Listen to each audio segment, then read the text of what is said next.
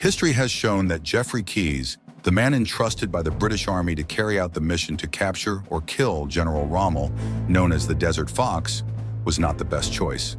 The son of Admiral and war hero Sir Roger John Brownlow Keyes, Geoffrey joined a new elite force for special operations, thanks to his father's friendship with Winston Churchill. This reserved young officer, somewhat deaf and extremely nearsighted, found himself involved in an operation that would ultimately embarrass the British Army. After the humiliating defeat against Afrika Korps tanks during Operation Brevity, Winston Churchill honorably removed Field Marshal Sir Archibald Wavell, replacing him with General Auchinleck. The Prime Minister's second decision was to devise a plan to eliminate Rommel.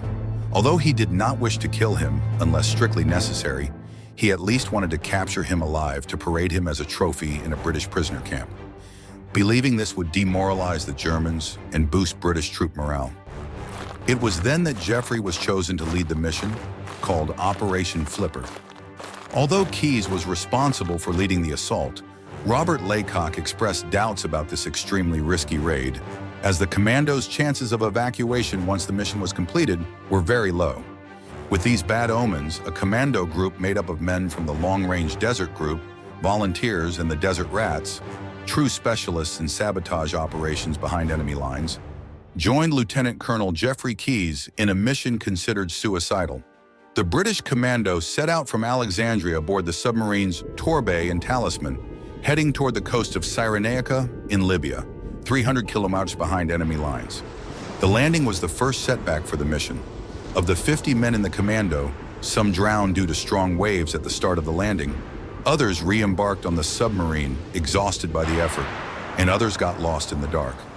In total, 30 men managed to gather on shore to begin a mission that was already starting to unravel due to the limited time available, as Operation Flipper had to coincide with the launch of Operation Crusader, scheduled for the night of November 17, 18. Crusader's goal was to evade German armored forces at the Egyptian-Libyan border and relieve the German siege of Tobruk. Once the plan was reviewed, the commando members split into two groups. One group would cut German communications, while the other, led by Keyes, Captain Campbell, and Sergeant Terry, would attempt to capture or, if necessary, kill General Rommel. The group was surprised by a party of Arabs armed with Italian rifles who offered them information in exchange for Italian currency. One of the Arabs led them to the alleged Rommel headquarters at Beta Litoria's former prefecture, now Beta, in the Cyrenaica region of Libya, a place full of high-ranking officers, or so they were led to believe.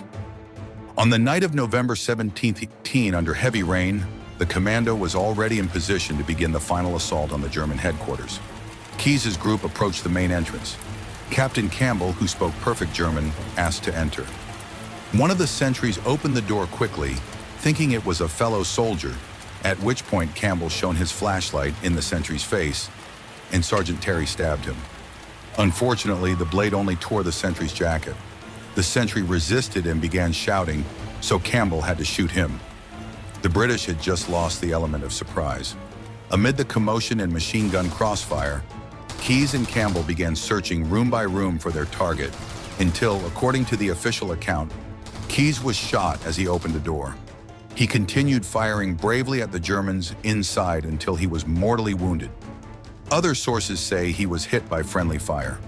While Keyes was being attended to, Campbell was shot in the leg and ordered Terry to regroup all the men and throw any grenades they had through the windows.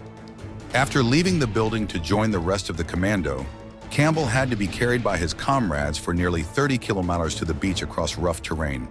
In the end, the mission was a complete disaster.